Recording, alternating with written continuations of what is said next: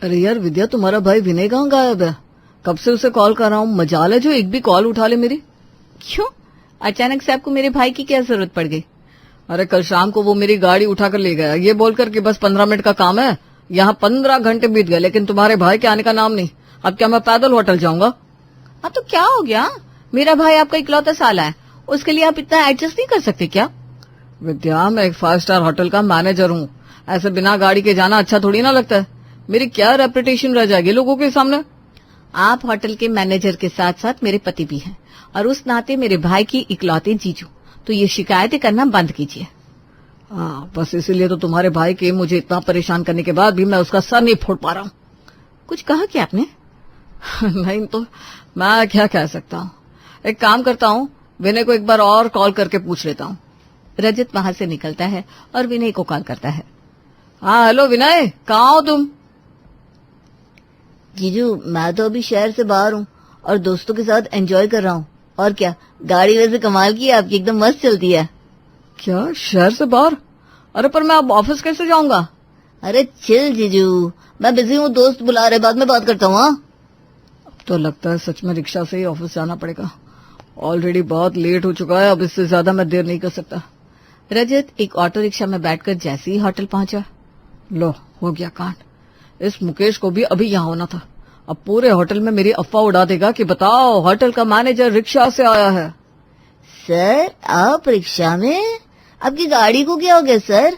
अरे मैनेजर साहब रिक्शे में, ये तो कमाल ही हो गया सर, जच रहे हो आप वैसे। मुकेश, तुम्हें काम करने के पैसे मिलते हैं या मेरी गाड़ी के डेली रिपोर्ट्स लेने के? काम करने की सर। तो जाओ जाकर अपना काम करो। रजत गुस्से में होटल के अंदर जाने लगा। देखा तुमने, रजत सर आज रिक्शा से ऑफिस आए थे बेचारे। अरे हाँ, सूट बूट पहन कर रिक्शा से उतरे थे, वजह पूछने पर मुकेश सर को भी डांट दिया था। पक्का आज बीवी से लड़कर आए होंगे। हाँ भाई, चाहे कोई कितना भी हुक्म का इक्का क्यों ना हो, बीवी के आगे सब जोकर बन जाते हैं। लो अब यही बचा था। अरे ससुराल वाले मुझे कहीं का नहीं छोड़ेंगे। दूसरी तरफ, हाँ मम्मी, रजत ऑफिस के लिए निकल गया है, अभी तो मैं फ्री हूँ। चलो अच्छा है, वैसे कुछ भी कहो, हमें दामाद जी बड़े अच्छे मिले हैं। अरे इतने बड़े होटल में काम करते हैं, इतनी अच्छी सैलरी है। हाँ मम्मी, लेकिन क्या फायदा, इतने बड़े होटल में रहकर भी खाना वो मुझसे ही बनवाते हैं, मैं तो थक जाती हूँ। अरे ऐसा क्यों? तो दामाद जी से कह दिया कर कि वो खाना होटल में खा लिया करे और तेरे लिए भी वहीं से खाना मंगवा ले। अरे नहीं मम्मी, मैं सोच रही थी इनको होटल में 3 रूम मिले हुए हैं, मैं भी उनके साथ शिफ्ट हो जाती हूँ ना। अरे होटल में रहूंगी, बना बनाया खाना मिलेगा, आखिर कुछ तो फायदा होना चाहिए ना उनके होटल में नौकरी करने का। हाँ और नहीं तो क्या, तो आज ही दामाद जी से इस बारे में बात कर लेना बेटा। रात को रजत घर वापस आया तो विद्या गुस्से से दाल रोटी उसके सामने रखती है। ये क्या, खाली दाल रोटी? अरे साथ में कुछ दही, अचार, सलाद भी रख देती। ये आज हमारे यहाँ का आखिरी खाना है, मुझे कितनी मेहनत से रोज रोज खाना पकाना पड़ता है। अरे आप इतने बड़े होटल में जॉब करते हो, मैनेजर हो, फिर भी मुझे खाना बनाना पड़े तो क्या फायदा? अरे पर विद्या, पर कुछ नहीं, 3 रूम मिले हुए हैं आपको, मुझे नहीं पता, मुझे आपके साथ होटल में ही शिफ्ट होना है, मैं भी एंजॉय करना चाहती हूँ। अरे मैं भी तो देखूं 5 स्टार होटल की जिंदगी आखिर होती कैसी है। हे भगवान, ये किस पागल के पल्ले पड़ गया मैं। ये तो होटल को अपना ससुराल बनाने के ख्वाब देख रही है।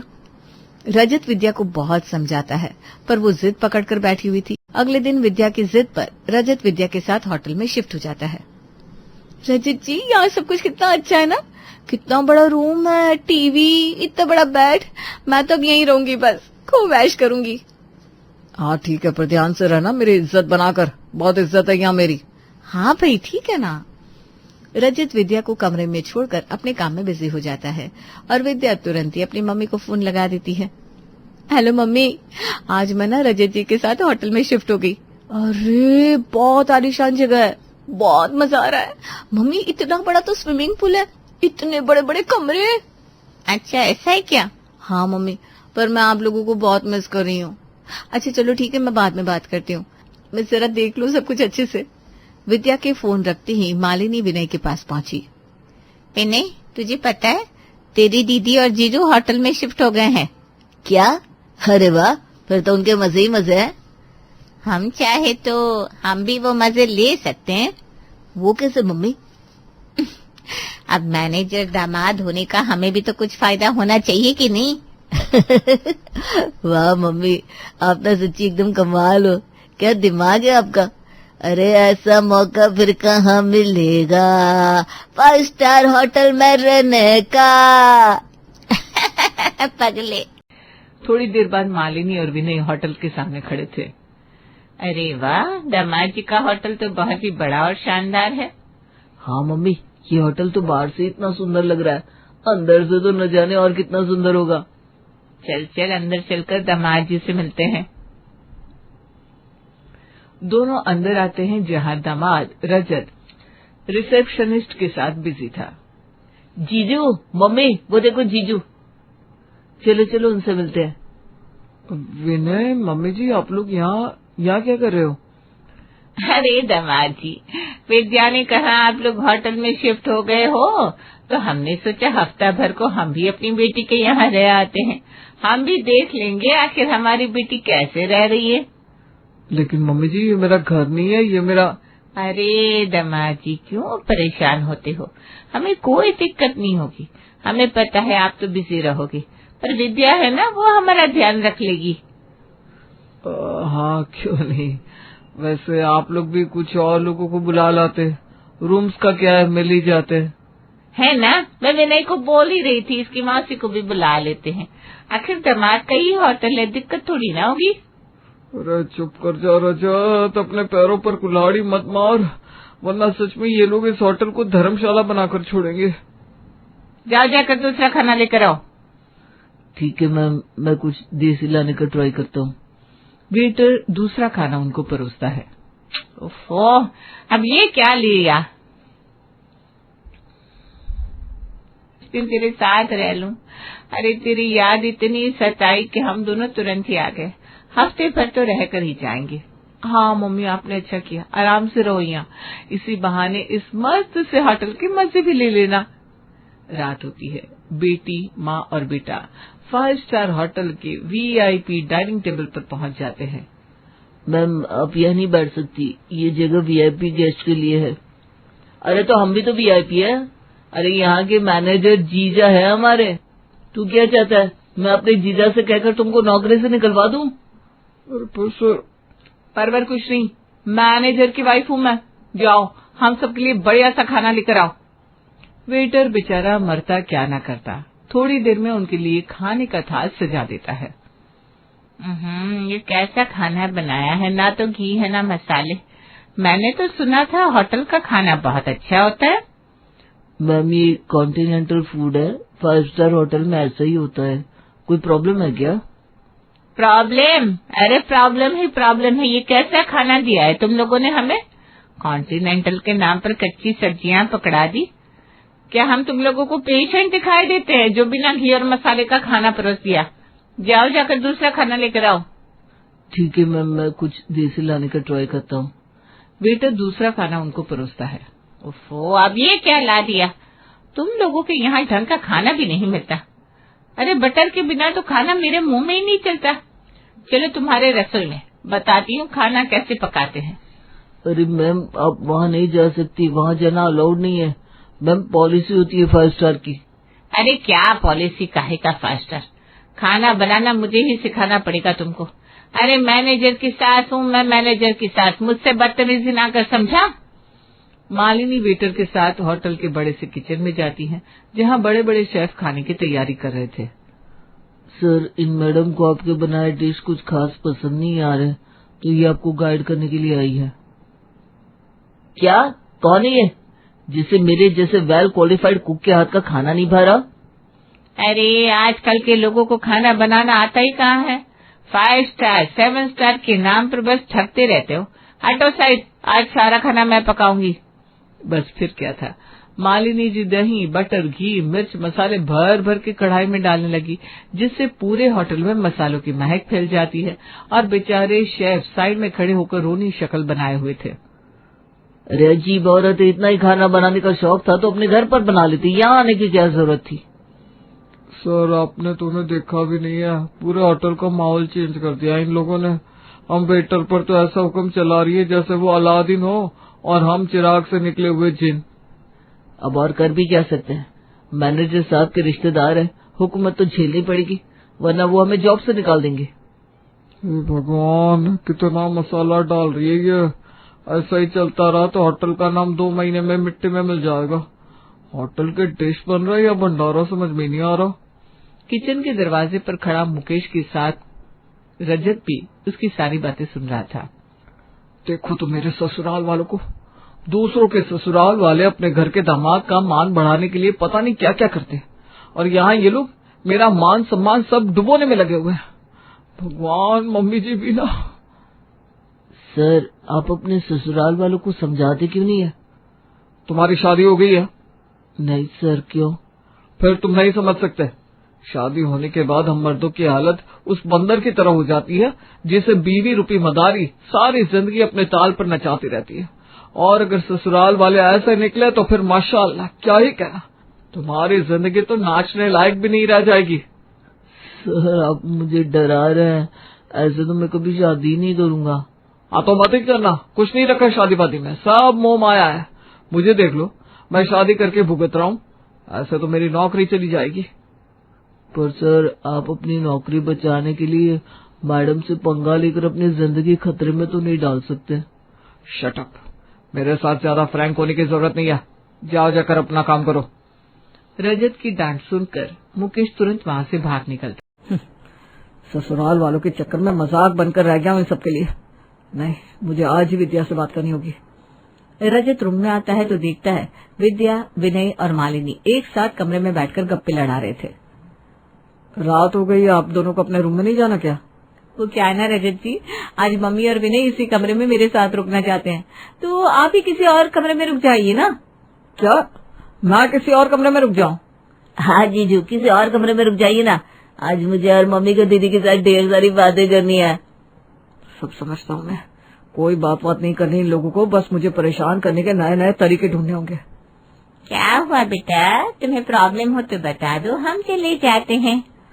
नहीं मम्मी जी, आप लोग यहीं रुकिए, मुझे क्या दिक्कत होगी, मैं ही चला जाता हूँ। रजत मन ही मन खुद को कोसता हुआ कमरे से बाहर निकल गया। विद्या, तूने दामाद जी को कमरे से बाहर निकाल दिया, इस बात का उन्हें बुरा तो नहीं लगा होगा?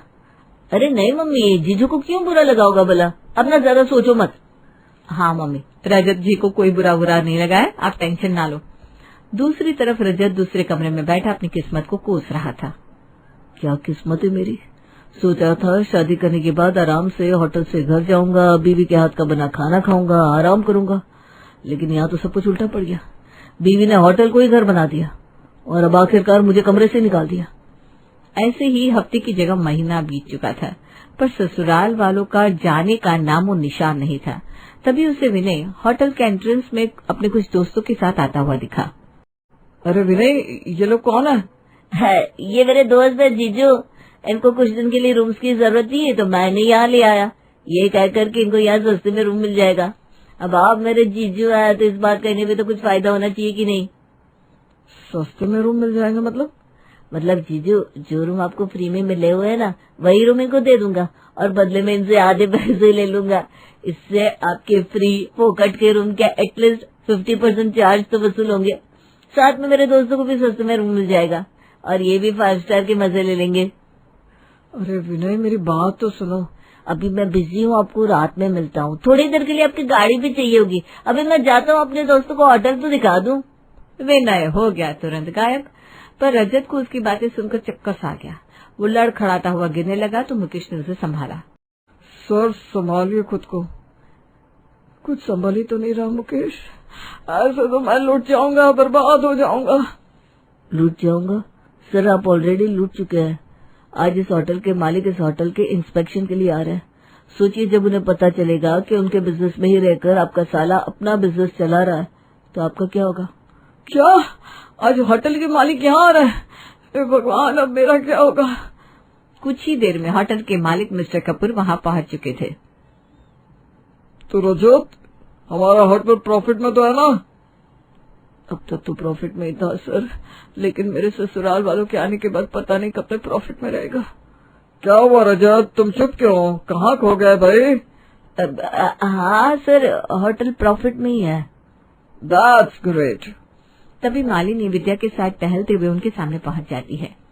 अरे दामाद जी आप, और ये कौन है, कोई नया कस्टमर है क्या?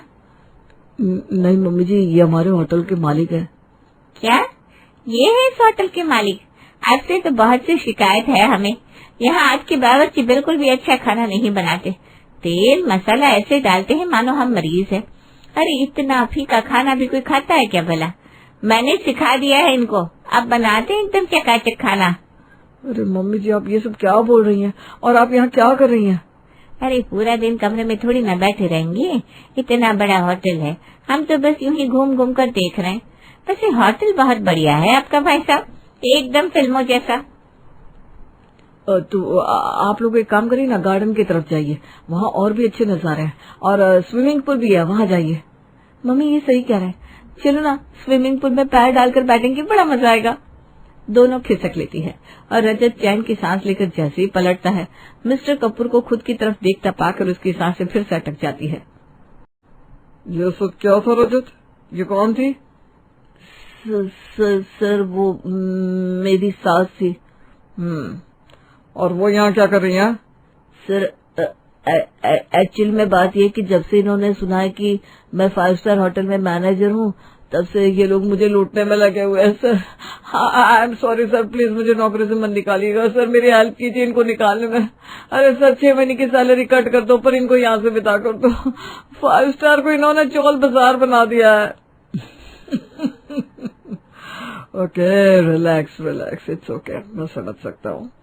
आखिर मैं भी तो किसी के घर का जमाई हूँ, तो मैं भी तो उसी नाव पर सवार हूँ जिस पर तुम सवार हो। मतलब सर? मतलब भूल जाओ इनसे पीछा छुड़वाने का, अब इस जीवन में तो ऐसा होने से रहा। मैं भी तो 30 साल से इसी कोशिश में लगा हूँ। उधर देखो, वो रूम मेरी बीवी और ससुराल वालों के लिए बुक्ड है। क्या?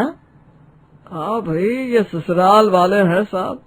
आपकी जिंदगी आपका पीछा छोड़ सकती है, लेकिन ये आपका पीछा कभी नहीं छोड़ेंगे। अरे साल भर से यहाँ आए हैं, बैठे हैं, हर कोशिश कर चुका हूँ इनको निकालने की, पर अब तो हिम्मत हार चुका हूँ। मतलब मैंने लाइफ टाइम के लिए अपनी बलि चढ़वा ली? हाँ भैया। नहीं, हे भगवान।